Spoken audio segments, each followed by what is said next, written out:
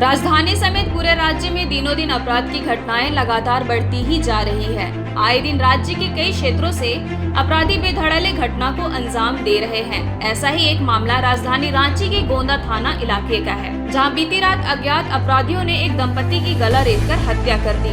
वहीं इस मामले पर परिजनों से मिलने पहुंचे प्रदेश के पूर्व मुख्यमंत्री बाबूलाल मरांडी ने कहा कि राज्य में प्रतिदिन आपराधिक घटनाएं बढ़ रही है और सरकार अपराध और अपराधियों के सामने नतमस्तक है। दरअसल मामला कांके के गोंदा थाना इलाके के टिकली टोला का है, जहां बीती रात अपराधियों ने एक दंपति की चाकू से गला रेतकर हत्या कर दी थी। हालांकि मामले का खुलासा अब तक नहीं हुआ है कि दंपति की हत्या किसने और क्यों की है। वहीं मामले की जानकारी के बाद बीजेपी के विधायक दल के नेता सह पूर्व मुख्यमंत्री बाबूलाल मरांडी, प्रदेश अध्यक्ष दीपक प्रकाश और कांके विधायक समेत कई बीजेपी नेता मृतक दंपति के पैतृक गांव पोंगे पहुंचे, जहां उन्होंने परिजनों से मिलकर मामले की जानकारी ली। इस पर मृतक के परिजन संजय मुंडा ने कहा कि हत्या क्यों हुई है और किन लोगों ने की है, इसका कारण पता नहीं है। देखिए, वो हम 10-15 साल से वहाँ पर रह रहे थे, तो वहाँ कहानी तो नहीं बता सकते। हम तो अपने खुद काम काज आदमी है, काम करने जाते आते जाते हैं। मेरा खुद 6 बजे छुट्टी होता है। वो मतलब जब से शादी ब्याह हुआ ना, वहीं थे हम लोग। शादी जब हुआ तब से भी वहीं थे। उसके बाद में फूफू घर में मेरा अपना, उसका दीदी घर था गए। उसके बाद में पता ना किससे क्या, उसके बाद तो नहीं बता सकते। कभी कभी आते थे बीच बीच में, बच्चे लोग पैसे वैसे देते थे, फिर अपना पीखा अपना। नहीं, किसी पर शक तो नहीं है। सब कोई अब उधर का पता नहीं बता सकता, इधर तो सब ठीक ठाक था गए। प्रशासन से उम्मीद है अपराधी पकड़ा जाए। वहीं पीड़ित परिवार से मिलने पहुंचे पूर्व मुख्यमंत्री बाबूलाल मरांडी ने मामले पर चिंता जताते हुए जांच और कार्रवाई की मांग की है।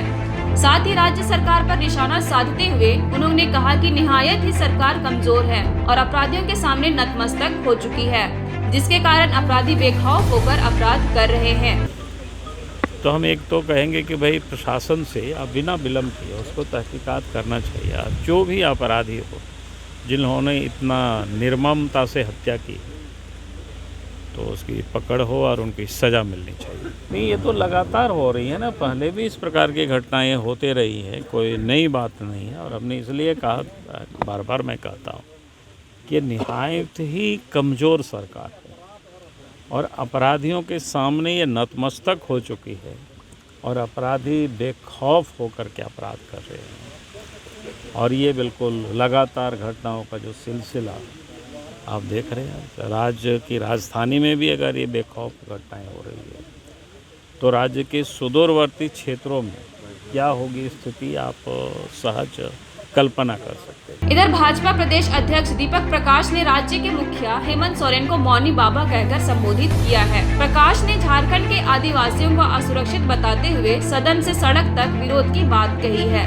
उन्होंने कहा कि जिनके पास गृह मंत्रालय है, उनके राजपाट में सबसे ज्यादा उग्रवाद और आपराधिक घटनाएं घट रही हैं। इससे प्रतीत होता है कि राज्य सरकार मौनी बाबा बन गए हैं। सत्ता का शासन जिसके पास है, मुखिया जो है, मुख्यमंत्री जी, जिनके पास गृह मंत्रालय है, गृह मंत्री हैं वो, और उनके राजपाट में सबसे ज़्यादा घटनाएं घट रही है उग्रवाद की, सबसे ज़्यादा घटना घट रही है अपराधियों की, उनके कार्यकाल में सबसे ज़्यादा घटनाएं घट रही है नरसंहार की। इससे साफ प्रतीत होता है कि राज्य सरकार मौनी बाबा की तरह, मूक दर्शक की तरह और कुंभकर्णी निद्रा में सोई हुई। राजधानी समेत पूरे राज्य में आपराधिक मामलों का ग्राफ बढ़ता ही जा रहा है। वहीं राजनीतिक दलों ने इसे राजनीति का पर्याय भी बनाया है। अब आगे देखना होगा कि सिर्फ बातें ही होंगी या फिर आपराधिक मामलों में अंकुश भी लगाया जा सकेगा।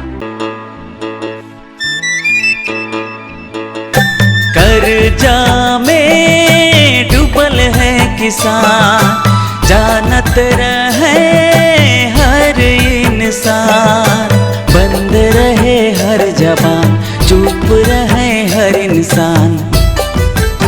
कृषि मंत्री राह दिखाले, 50,000 कर जा, 1 रुपया में मां